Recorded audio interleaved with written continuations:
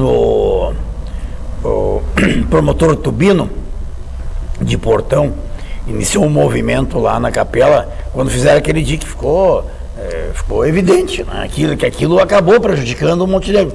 Protegeu a área do sujeito que ia plantar arroz, lá fez uma plantação, mas criou um sério problema para Montenegro, responsável aí pelo mínimo meio metro, toda vez que vem, e isso foi comprovado, inclusive o doutor Tomás, aqui, o nosso promotor, o vereador Schmidt também se envolveu com isso. Então... eu estive lá também, Marcos, o doutor Tubino, numa reunião com o pessoal, porque eu faço parte de uma associação aí para tentar amenizar os problemas de Montenegro. Nós fizemos, por 2 oportunidades, eu estive lá conversando com o promotor lá em Portão. Aquilo, né? E ele foi sensível aos pedidos todos. Né? Palmeiras, tivemos... eu sei que tu teve... Quando iniciou essa caminhada. Nós tivemos uma comissão lá e havia uma promessa de um estudo do Vale do Caí, né? Mas esse é o grande problema, né? Se promete, veio o dinheiro, teria havido R$1 bilhão e iria ser feito um estudo, mas nada vai adiante. Isso tem que ter um investimento muito grande, e a ideia era não fazer o canal ali onde canal extravasor, né? Mas só um canal extravasor. Chegasse a um determinado ponto, aí, como se fosse um ladrão. É isso aí que nós chamamos de ladrão. É aquele que se faz quando a água atinge aquele nível, ele busca... E aquilo geraria uma diferença de meio a 1 metro. Até os técnicos falaram de meio a 80 centímetros, que seja de meio a 1 metro, mas já repercute bastante na vida de quem mora nas regiões ribeirinhas. E aquilo não tem como, o preço daquilo é muito grande, não tem como o município fazer. Tem que ser obra do Estado.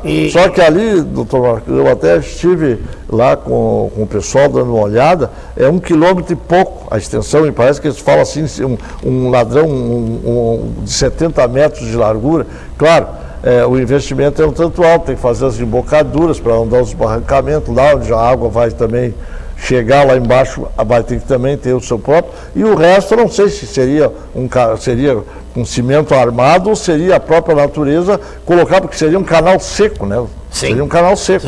Ele podia ser gramado, né? Gramado natural, né? E os com técnicos, vegetação. Claro, os técnicos dizem que só precisaria fazer esse trabalho de engenharia com concreto só na entrada e na saída. Isso, eu acho. Aí não haveria grandes gastos. Não haveria desgaste no leito, não haveria nenhum problema para o leito, ficaria o leito normal, não haveria problema de meio ambiente, absolutamente nada. Mas precisaria o apoio.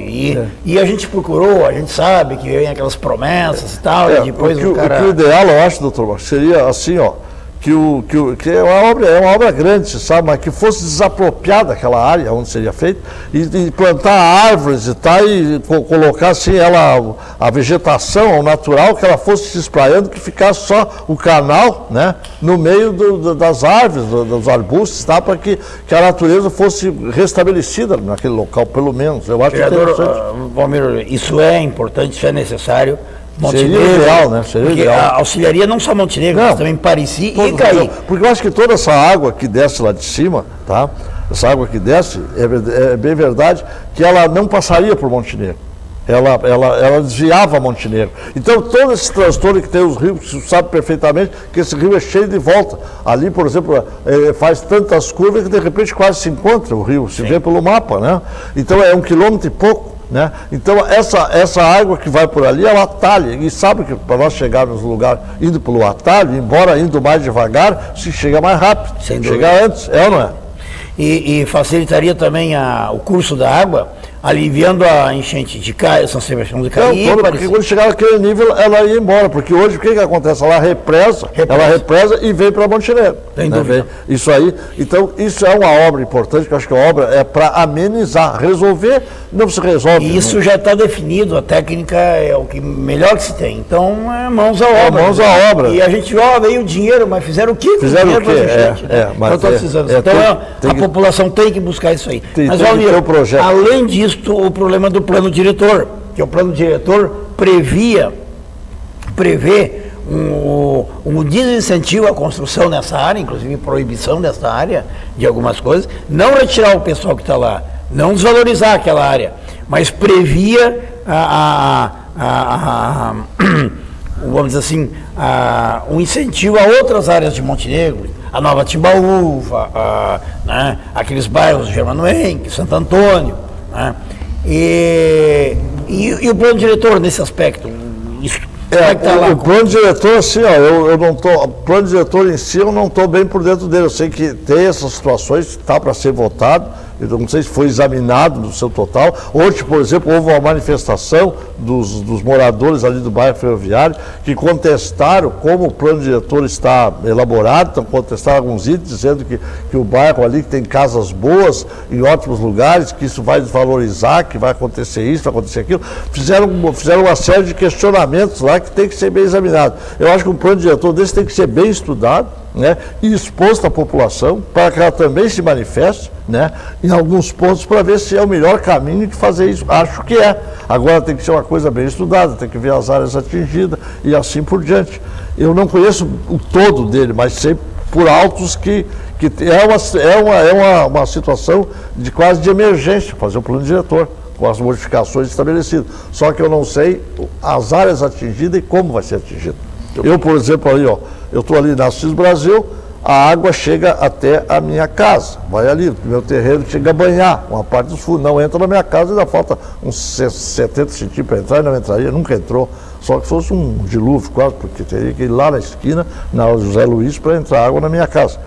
Mas, o seguinte, ali eu pergunto para ti, eu tenho ali os terrenos meus ali, aquele terreno meu ali, eu poderia construir, onde é que está o limite, dali para a rua para baixo, da rua para cima, quer dizer que isso aí, ó, que tem que olhar bem para não prejudicar pessoas, que às vezes o camarada tem um bom terreno, que não teria problema algum de construir, mas que está na zona atingida.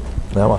Então tem que olhar com muito carinho, acho isso aí, sabe? Sem dúvida. Para as pessoas não ficar o prejuízo, que às vezes são pessoas... Claro que, por exemplo, a Vila Industrial, eu acompanhei a Vila Industrial, aquele Carlinhos Henke, tá? Te lembra? Irmão do Germano Henke. Te lembra? O Carlinhos tinha um loteamento lá, fez o loteamento e vendia os terrenos em suaves prestações. Então as pessoas pobres só queriam morar perto do centro, se submetiam a morar dentro da enchente. Isso aí, ó, aí nascia a Vila Industrial. Era poucas casas. Hoje é um bairro industrial, era uma vila, um vilarejo, com uma casa aqui, outra colar, né? Hoje não, hoje é um bairro. O que aconteceu? O Carlinhos, naquela época, fez um loteamento e não teve impedimento nenhum. Vendeu os terreninhos lá, eu acho 30, 40, 50 vezes, em módicas prestações, e as pessoas compraram.